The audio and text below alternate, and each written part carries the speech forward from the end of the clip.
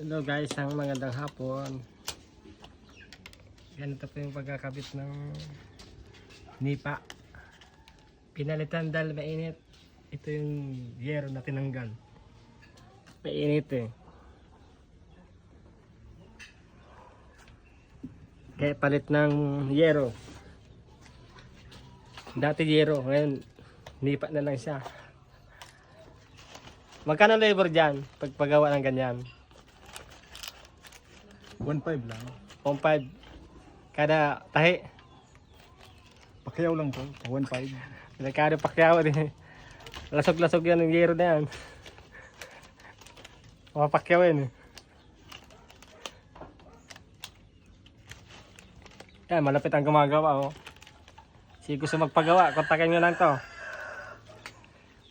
Nandiyan si cellphone number sa baba. Tawag lang po kayo.